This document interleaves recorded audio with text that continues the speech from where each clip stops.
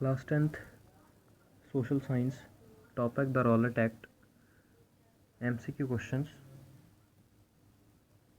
First question, the Rowlatt act, Jallianwala Bagh massacre, हड़ताल against Rowlatt act, खिलाफत community was formed. चार options हैं, dates दी हुई हैं। अब इस कौन सी डेट में ये जो हमें इंसिडेंट्स लिखे हैं, Rowlatt act, Jallianwala Bagh massacre, हड़ताल, खिलाफत कम्युनिटी, ये कौन सी डेट में बनी थी ये हमें बताना है। तो इसका आंसर है आंसर डी, 1919 में रॉलेट एक्ट बना था, जलियांवाला बाग मैस्केयर हुआ था, हड़ताल हुई थी रॉलेट एक्ट के अगेंस्ट में, फिर खिलाफत कम्युनिटी फॉर्म हुई थी। ये 4-5 चीज़ें 1919 में हुई थी।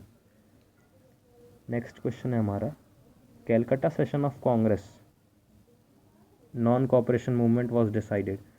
कैलकाटा सेशन ऑफ कांग्रेस, कांग्रेस में जो कैलकाटा सेशन हुआ था और जो नॉन कोऑपरेशन मूवमेंट डिसाइड हुआ था वो किस डेट को हुआ था। ऑप्शंस हैं सितंबर 1920, सितंबर 1921, सितंबर 1918, सितंबर 1917। ये दोनों इंसिडेंट्स हमें एक ही डेट पे बतानी है, तो वो दोनों को याद रखने में भी आसानी जाएगी। आंसर ए सही है इसका, सितंबर 1920 कैलकाटा सेशन ऑफ कांग्रेस और नॉन कोऑपरेशन मूवमेंट सितंबर 1920 को डिसाइड हुआ था। कैलकाटा सेशन तो हेल्ड ही हो गया था सितंबर 1920 में, और नॉन कोऑपरेशन मूवमेंट डिसाइड हुआ था कि हाँ अब इसको लॉन्च करना है सितंबर 1920 में। देखो, non cooperation movement was adopted, यहाँ पे क्या है, non cooperation movement was decided. Decide करना और लॉन्च करने में बहुत फ़र्क होता है। तो सितंबर 1920 में ये डिसाइड हुआ था कि हाँ हम नॉन कोऑपरेशन मूवमेंट को लागू करेंगे। और नॉन कोऑपरेशन मूवमेंट अडॉप्ट मतलब कि लागू कब हुआ था, 1920 में। अगर सिर्फ ये क्वेश्चन आता है कि non cooperation movement was adopted 1920 और डिसाइडेड में सितंबर 1920, सितंबर और 1920 में फ़र्क है, उसमें डेट और मंथ लगाना ज़रूरी है। नेक्स्ट क्वेश्चन है, the incident took place on 13 अप्रैल। 13 अप्रैल में तो सबको पता है बहुत बड़ा इंसिडेंट मतलब हुआ था। ऑप्शन है हमारे, नॉन कोऑपरेशन, सत्याग्रह, जलियांवाला बाग या नन ऑफ दीज। तो 13 अप्रैल को तो हमारी NCERT में ऊपर फर्स्ट लाइन में दिया है, जलियांवाला बाग मैस्केयर हुआ था 13 अप्रैल को। आंसर भी सी है, 13 अप्रैल Jallianwala Bagh. In which year Gandhi ji decided to launch nationwide satyagraha. किस ईयर में गांधी जी ने पूरी कंट्री में सत्याग्रह लॉन्च करने का सोचा था। 1919। देखो, 1919 में ही रॉलेट एक्ट हुआ था, जलियांवाला बाग मैस्केयर भी 1919 में हुआ था। तो अब इसको और सत्याग्रह भी उसी साल मतलब उसी साल से रिलेट करता है सत्याग्रह भी। तो ये इसकी डेट याद रखना आसान है कि 1919 में ही सत्याग्रह को नेशन वाइड पूरे देश में लॉन्च करने के लिए सोचा गया था, महात्मा गांधी ने ऐसा सोचा था। When was police fired in United Province at peasants near Raebareli. Raebareli में क्या होता कि जो पुलिस थी ना, पुलिस ने क्या कहता कि रायबरेली में जो लेबरर्स थे उनके ऊपर ओपन फायर मतलब कि खुली फायरिंग कर दी थी, जिससे कि सब लोग उसमें उसमें गुस्से में आ गए थे। तो फिर चौरी चौरा हत्याकांड हो गया था, सारी पुलिस स्टेशन जला दिए गए थे। तो वही से पूछा है कि वो किस डेट में हुआ था रायबरेली में जो ओपन फायर हुआ था पुलिस के द्वारा लेबरर्स पे। ऑप्शन है हमारे 13 अप्रैल 1919, 6 जनवरी 1921, 1 जनवरी 1915 या नहीं पता। तो आंसर देखते हैं इसका। आंसर बी है हमारा, 6 जनवरी 1921 को रायबरेली में पुलिस ने लेबरर्स के पीसेंट्स के ऊपर ओपन फायर कर दिया था यूनाइटेड प्रोविंस में, 6 जनवरी 1921 में। Name 2 young leaders of Muslim league. अच्छा, जब वर्ल्ड वॉर एंड हुई थी हमारी, तो वर्ल्ड वॉर ख़त्म होने से किसकी हार हुई थी, ऑटोमन टर्की की। ऑटोमन टर्की का लीडर कौन था, मुस्लिमों का जो लीडर था वो था ऑटोमन एम्पायर का लीडर। तो जब ऑटोमन एम्पायर हार गया तो ऐसे र्यूमर्स फैलने लगे कि अब ऑटोमन एम्पायर को जिससे भी वो हारा है उसकी गुलामी करनी पड़ेगी। तो ये मुस्लिमों को, इंडिया में जो मुस्लिम थे उनको पसंद नहीं आया, तो उन लोगों ने एक संगठन तैयार किया कि हम अगेंस्ट में जाएंगे। तो उन वो जो संगठन तैयार हुआ था उनका लीडर कौन था वही हमें बताना है। तो उनका लीडर था मोहम्मद अली एंड शौकत अली। ये दोनों भाई भाई थे, Mohammad Ali and Shaukat Ali. They were the leaders of Muslim League at the time of World War. तभी महात्मा गांधी ने हिंदू मुस्लिम को एक साथ करके एक बहुत बड़ा नॉन कोऑपरेशन मूवमेंट लागू कर दिया था। अब आंसर द फॉलोइंग, इनके आंसर्स मैंने लिए नहीं, अगर आपको आंसर चाहिए तो कमेंट सेक्शन में बता, इसका PDF भी अपलोड हो जाएगा। इसके आंसर थोड़े बड़े बड़े, इनमें 3 मार्क्स वाले ही मिक्स हैं, 5 मार्क्स वाले ही मिक्स हैं आंसर्स, ठीक है।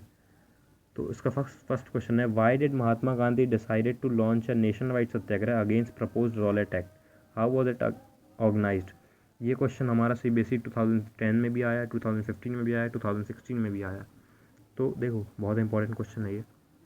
इसमें पूछा है कि महात्मा गांधी ने पूरे नेशन वाइड सत्याग्रह में, मतलब वो तो पीसेंट्स थे, कहीं वो अहमदाबाद में थे और वहाँ पे रायबरेली में थे और कुछ वहाँ पे थे जहाँ पे इंडिगो की प्लांटेशन हो रही थी वहाँ पे, तो सिर्फ उन्हीं लोगों के लिए सत्याग्रह चालू हुआ था। पर जैसे ही वो रॉलेट एक्ट बन गया तो फिर महात्मा गांधी ने पूरे पूरे देश में सत्याग्रह फैला दिया। तो वही पूछ रहा है कि ऐसा क्यों किया उन्होंने, और वो किया भी तो कैसे ऑर्गेनाइज हुआ, यही बताना है हमें।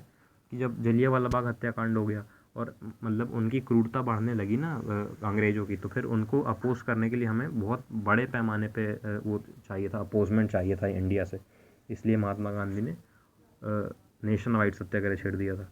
फिर how was Rowlatt act opposed by the people in India, CPSE 2013 में आया ये क्वेश्चन। रॉलेट एक्ट, इंडिया वालों ने रॉलेट एक्ट को अपोज कैसे किया, था, पहले तो सत्याग्रह लॉन्च कर दिया, उसके बाद रॉलेट एक्ट से फिर भी नहीं माने तो उन लोगों ने जलियांवाला बाग हत्याकांड हो गया, उसके बाद नॉन कोऑपरेशन हुआ, नॉन कोऑपरेशन के बाद चौरी चौरा हत्याकांड हुआ। तो वैसे ही इंडिया वालों ने अपोज़ किया। वैसे इतना सब कुछ लिखना नहीं है इसमें। रॉलेट एक्ट को अपोज़ करने में जनरली पहला पॉइंट तो यह कि सत्याग्रह हुआ था, उसके बाद महात्मा गांधी ने उसके बाद नेशन वाइड सत्याग्रह कर दिया, फिर नॉन कोऑपरेशन हुआ। ये 3 पॉइंट 4 पॉइंट मिला के लिख देंगे तो ये पूरा क्वेश्चन कंप्लीट हो जाएगा। फिर थर्ड क्वेश्चन है, how did government suppress the satyagrahi during Rowlatt Act. जितने भी सत्याग्रही से उनको जो इंडिया की गवर्नमेंट थी ब्रिटिशर्स, उनको दबाव में कैसे रखते थे, वही क्वेश्चन में पूछा। ये 2014 में आया क्वेश्चन। तो कैसे रखते थे, नए नए नियम लागू कर दिए, जैसे वो जलियांवाला बाग में कि कोई ग्रुप में खड़ा नहीं हो सकता है, और टैक्स बढ़ा दिए थे।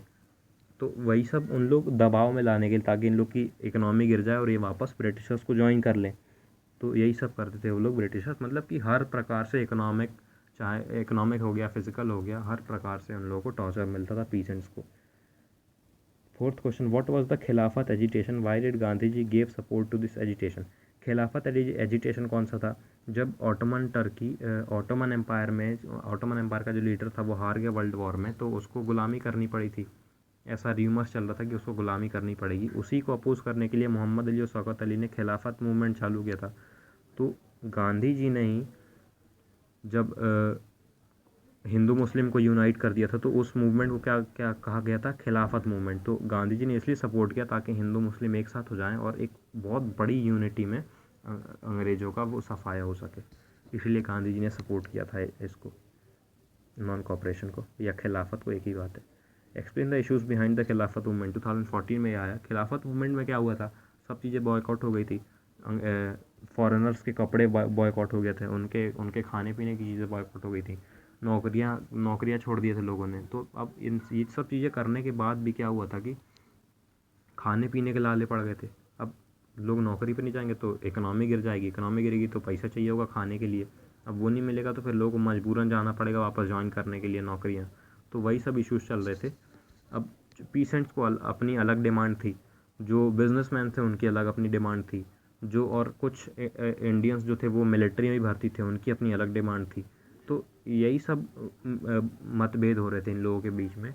किसी को ज़्यादा पैसा चाहिए था, किसी को मतलब कोई सोच रहा था कि हमारी डिमांड पहले पूरी हो, कोई सोच रहा था हमारी डिमांड पहले पूरी हो। तो यही सब चल रहा था इश्यूज़ खिलाफत मूवमेंट के पीछे।